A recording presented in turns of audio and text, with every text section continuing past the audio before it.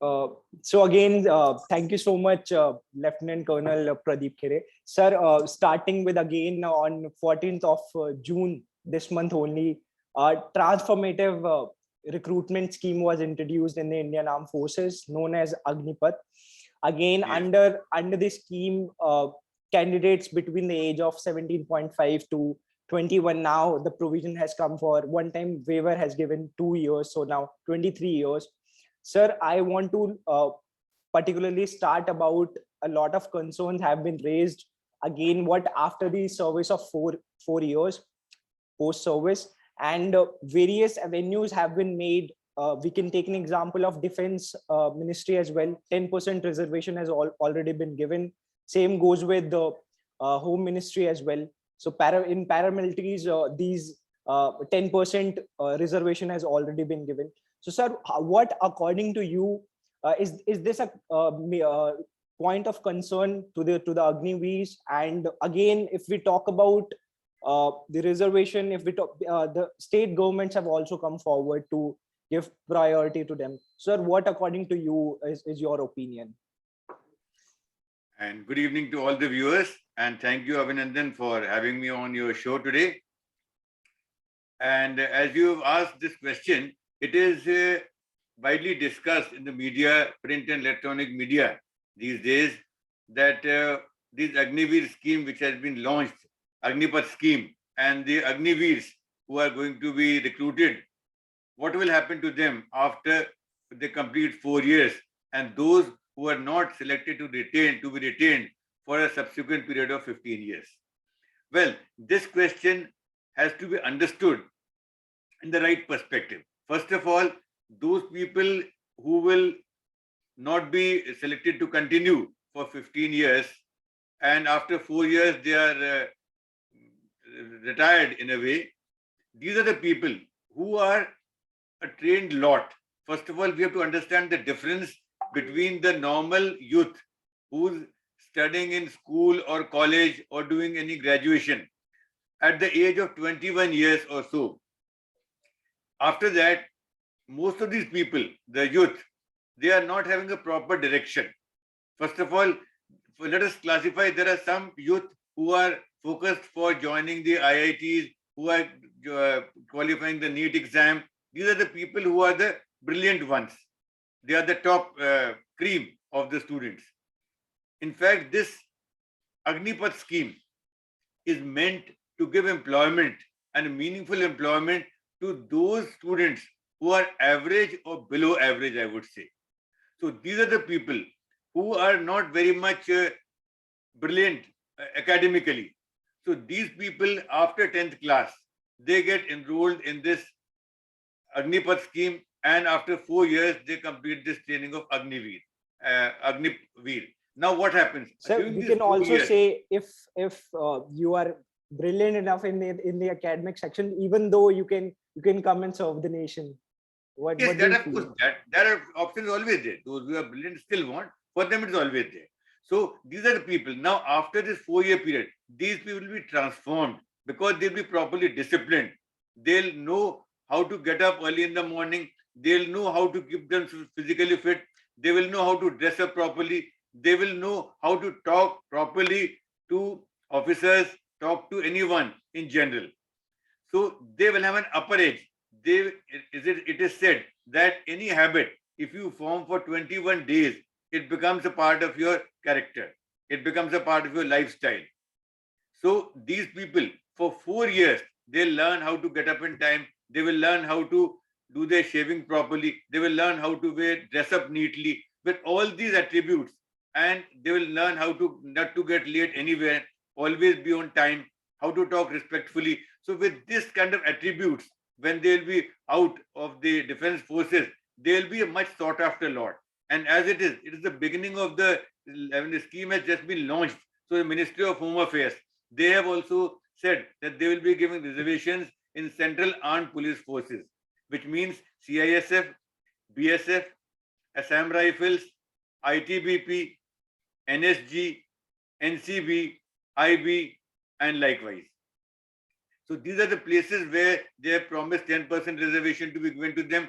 So they have a fairly good chance of getting selected in any of these.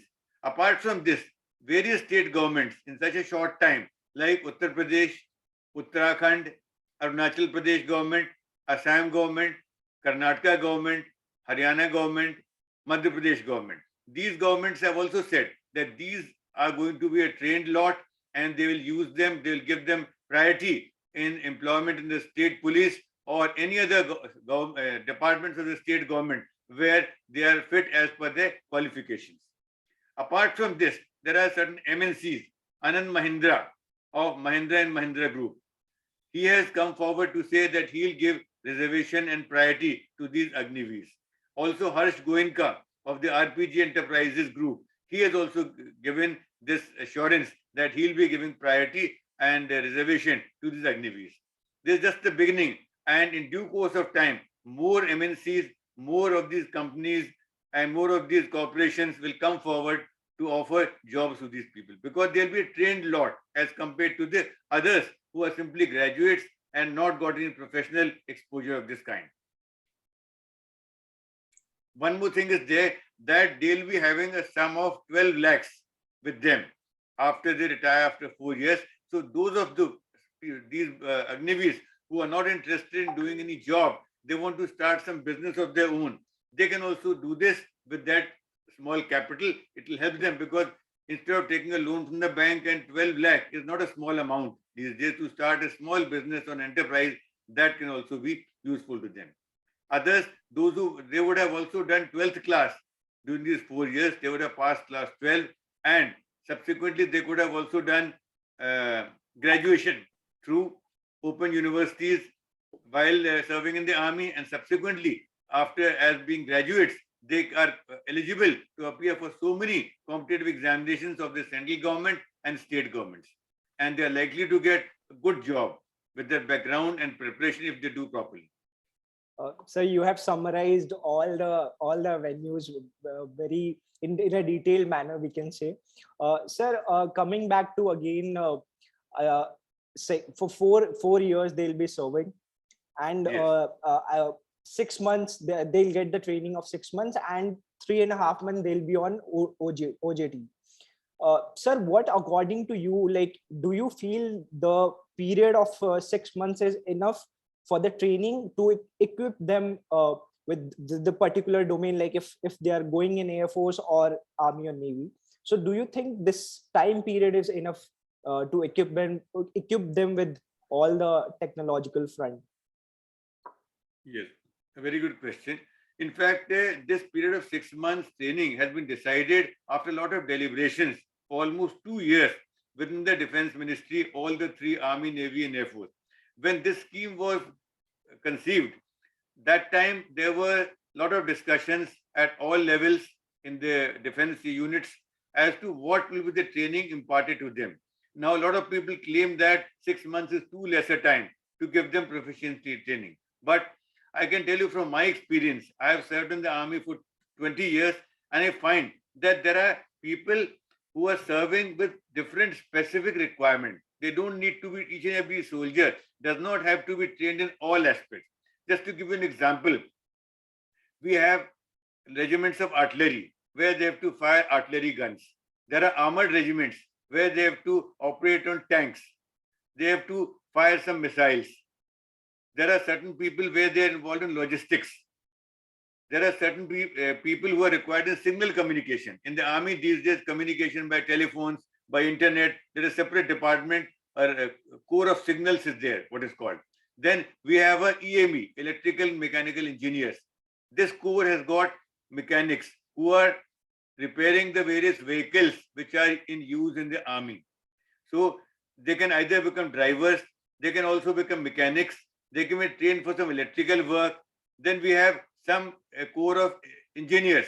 These are involved in construction of bridges or roads or other area equipments on the borders. Also, we have various clerks are required for documentation. There are so many people who are doing typing work, office work, what is called here. Then there are so many helpers, what is called sahayaks in the army parlance. Then we also have dispatch riders. Dispatch rider means they have a person in a unit with a motorcycle. he is just supposed to go and deliver the letters which are in the periphery of 10-20 kilometers. Because in the army, in the border areas, there is no postal service or courier service available. So as I've listed out, these various duties do not require very much detailed training of all kinds. First of all, when the Agniveer is selected, he will be assessed and assigned a particular role. That this role, if he is given the role of a driver, then he'll be given training for driving. If he is given the role of a mechanic to repair vehicles, he'll be given the training according to his level, what all he can repair, what level he can do.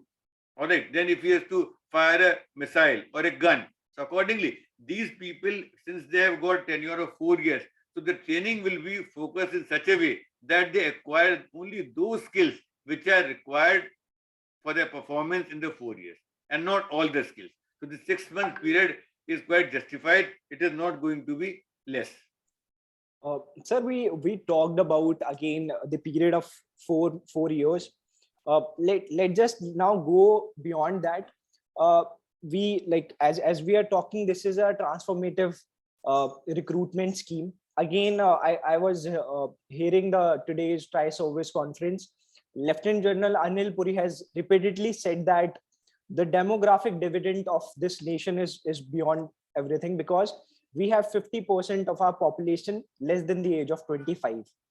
So how do you see we are catapulting and taking that demographic into the defense parlance, and how do you see this demographic dividend paying paying dividend to the nation's security? In fact, what has happened over a period of time, it was felt that the average age of soldiers in the army was about 32 years, which is a bit above higher. And especially in the last 2 years, because of this COVID situation, which was there all over the country, so the recruitment could not be done. So this backlog of 2 years and retirement was taking place as normal. There was a shortage, and also the average age was going up. So this point was considered by the government and also by the Defense Ministry, because of which, keeping this in mind, they launched this Agnipath scheme. In this scheme, as a result of this scheme, the average age will come down to 26 years, which is quite okay, we can say, because in the defense forces, the young people are required in large numbers. First of all, these people are trainable. They can be trained for all the jobs. They have got all the josh, they've got all the energy and enthusiasm. If they have got this energy, these are the people with the right motivation, with the right kind of training. They can do wonders there.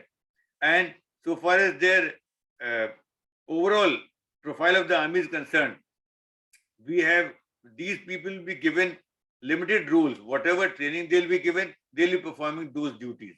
And we have other people who are of the rank of JCOs, of the rank of officers, who will be there to supervise them, who will be able to form their team.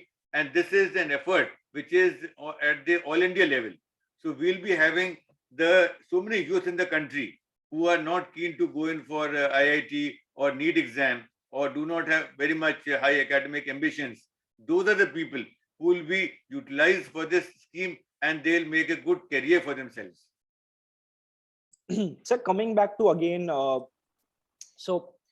you have served at the border areas, Indo-Pak border, you served Indo-China border as well. How do you see these Agniveers coming to the army and contributing at the border areas? Again, you have the expertise at the border areas. So how do you see what will be their role at the border areas, and how will it will take forward the ambition of army, that is again protecting the borders, protecting the nation at the very best?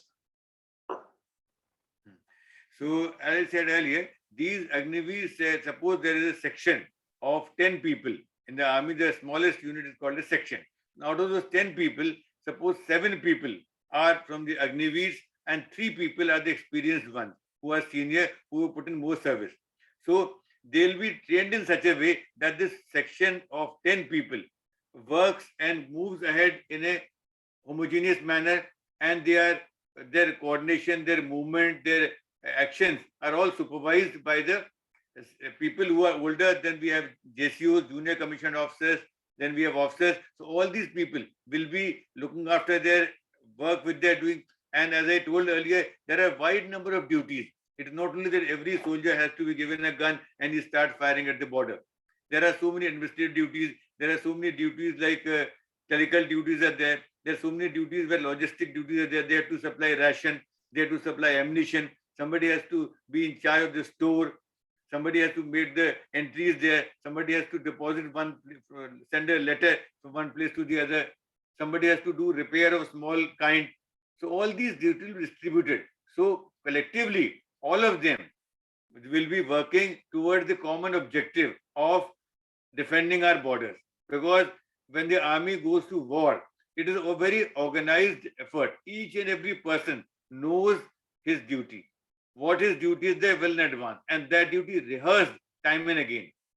So that in the case of war, we also have something called operates. Operates are exercises which are done by the army units in peacetime when there's no war. So that is the time when the army units and formations, they go to the border areas, they place themselves there as they would in the event of a war, and what they call a war game. So in this case, each and every person is like a trial run. They do what they would be doing in the case of a actual war, and they are under observation during this time. After that, operation is over, exercise is over in 10 to 15 days. Then each and every person is told where are the shortcomings. If anybody is missed out something, then they are told as a team, as an individual, where they have missed anything. So that in actual war, such lapses do not occur. So thank you again. I lastly want to tell some things which I have noticed. Again, Agniveers are classified as youthful profile to make armed forces. Second thing is, again, they'll be technological savvy and very adaptive to the technology again. And what the third thing is that is related to the Agniveers is they will be the future force, future ready force for the nation. Sir, what according to you is Agnipath and how it will transform the defense sector? And again, I quote here the Lieutenant General Anepuri that it is a long pending reform. What according to you is Agnipath and how it will shape the defense force? Yes, in fact, as I told earlier, there's been a shortage of manpower in the army from a long time consistently. There were 2-3 reasons, because we are not able to get the sufficient number of people who are required to be recruited in the army, because the recruitment drives are carried out, but the people who meet the requirement, who pass the tests, there are not many of them. So at times it happens that even 80% people are rejected in one of the physical tests or in the group test, because we want people who can work as a team. More than the one is physical aspect. They should be physically strong. They should have endurance. And more than that, we also want a person who should be able to work as a team member. So that also is found out during the interviews. If a person is aggressive, if he is not listening to anyone, if he is having a destructive mentality, argumentative person, those are the people who are not selected. Because army is a very cohesive organization and they have to work on the orders given by the seniors. If everybody starts questioning the orders and disobeying them and trying to form some kind of union, these are qualities are not required in the army. So as I told, during the COVID also the shortfall was there. So now this plan was made that we want to make up the shortfall. Now in the first year, it is planned by the government to recruit 46,000 soldiers, airmen and navy personnel. And every year they'll keep on increasing, and by the fourth year, it is expected to be around 59,000 in all the 3 services. So this way, and subsequently with this Agnipath scheme, this is the first time it is introduced. So subsequently, after one batch has been recruited and they have performed their duties, next year, maybe it will become more better. Some more changes may be forthcoming in this scheme, depending on the experience of the government and the feedback given by the Army, Navy and Air Force. So certainly it is going to, and another thing which the government has in mind is it has to reduce the pension expenditure. because presently the expenditure on pension of the Army and Navy, Air Force, all the personnel, including officers, men, JCUs, is quite a bit. So they have found this method. One of the main reasons for this Agnipath scheme is that these 4 years we'll be getting, say, 100 people. Out of 100, 25% will be retained, 75% are dropped out. So we'll be getting the services of these 100 for the 4 years, and only 25 out of these 25% will be required to be given the pension by the army. So that is a balance between the two. That otherwise, if we include all the 100 people like this, then the load of pension will be much more. So it will make a balance between the expenditure of the government on pension, and as the government has planned that the expenditure which is being saved in this way will be used for modernization of the defense forces, which is also very much required in the present context. Uh, Thank you so much, sir. These are the inputs we wanted to have you. And again, it was a pleasure. Such an important topic, and getting the insightful details from you, getting your opinion. I'll try my best to take this to the masses. And again, thank you so much for taking out your time and talking to us, sir. One request I have is, again, I cover the defense sector here, so I'll be reaching out to you. I'll be very happy if you could share, if anything in future comes, not only related to this scheme, anything related in defense sector. I'll be reaching out to you and taking your insightful details and opinions, sir. Thank you so much, sir, and Jai Hind, sir. Thanks a lot. It was a pleasure talking to you. Jai Hind. Jai Hind, sir. Thank you so much, sir. Thank you so much.